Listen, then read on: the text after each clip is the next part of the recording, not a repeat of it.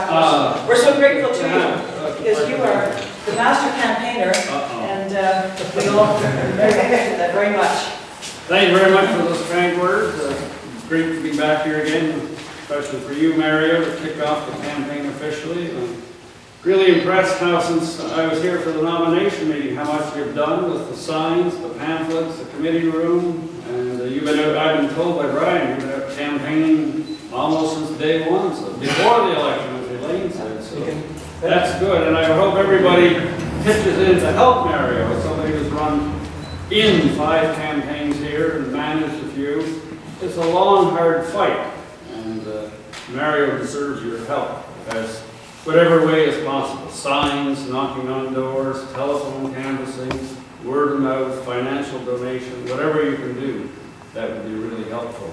I know you're in a tough fight here. I realize there are 2 high-profile candidates, but if you can get Mario out there and Mario's name known, I think the national campaign will rub off here. Personally, I think Jack got off to a good start when you consider his problems with prostate cancer and with the hip problem.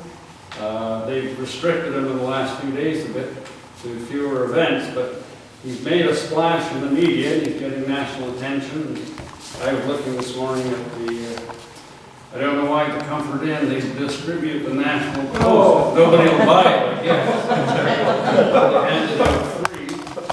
And then I saw the Ottawa Citizen and then the Substandard.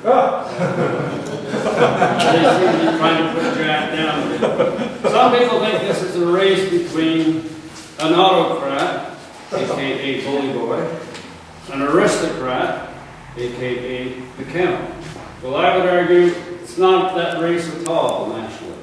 It's between an autocrat, an aristocrat, and a New Democrat.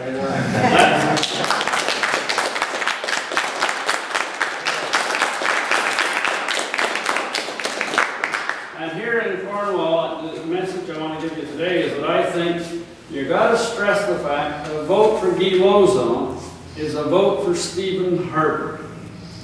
Because it's not just a personality contest in the riding.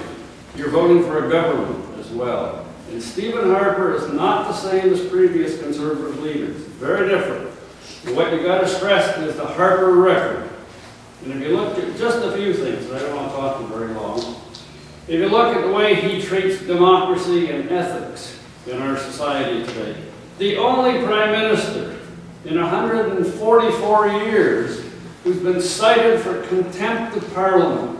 The only one. And you know the Bev Odo affair. That's unique in Canadian history. And yet Stephen Harper was cited for that and the Conservative government. Look at the affair with Lena Jurgis, how he treated her.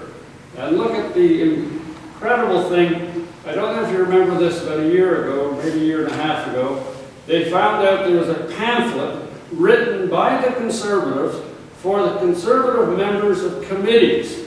And what was the purpose of the pamphlet? How to sabotage committees. How to make them not work.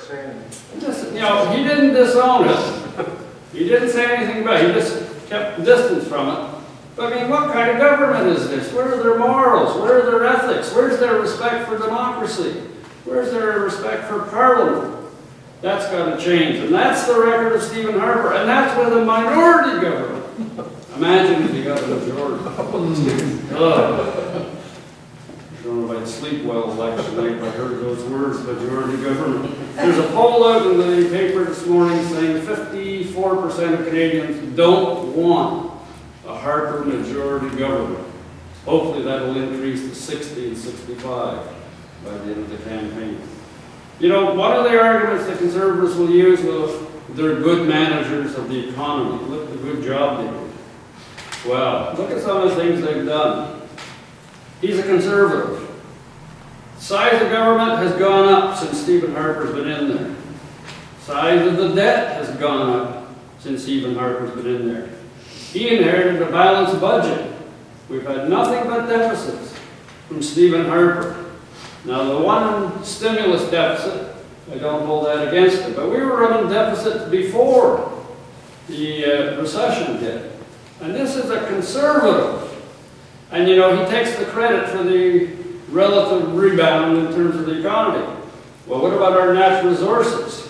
Did he get credit for that? The gold, the copper, the wheat, the diamonds, the iron ore, the wood products, they're all booming right now. Nothing to do with Stephen Harper.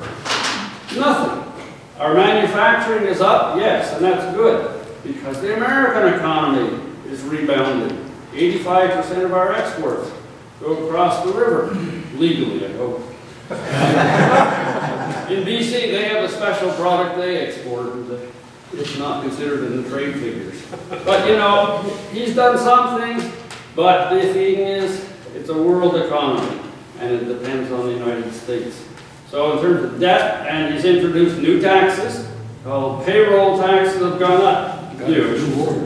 He's increased the payroll tax, and he's increased UI contributions. Those are taxes in anybody's books, and yet I'm sure they'll have ads bragging about lower taxes under Stephen Harper. And if you're looking at debts and deficits for the future, by lowering the GST 2%, the government lost $12 billion. By bringing in other tax measures, tax giveaways, it was estimated yesterday in the Globe and Mail that we have a structural deficit of $17 billion. So he's digging the hole deeper. He's not making it better by all these things, all these giveaways. $6 billion for the corporations. And then, of course, last year, the pièce de résistance, the G20 conference in Toronto, the summit, $1 billion. Remember that waste of money? The lake and everything? This is good government? This is good management? This is a good conservative? No way, not at all. And the final thing I want to say about Stephen Harper, he has the worst environmental record of any prime minister in history. Any prime minister. He makes Brian Mulroney look like a blaming environmentalist. And actually, Mulroney, compared to Harper, is a world better. He's embarrassed us at the G20. We have the worst record there. He's embarrassed us on the world scene because of our terrible record on Kyoto. No wonder we didn't get elected to the Security Council. No wonder we got kicked out of Qatar. There were other reasons.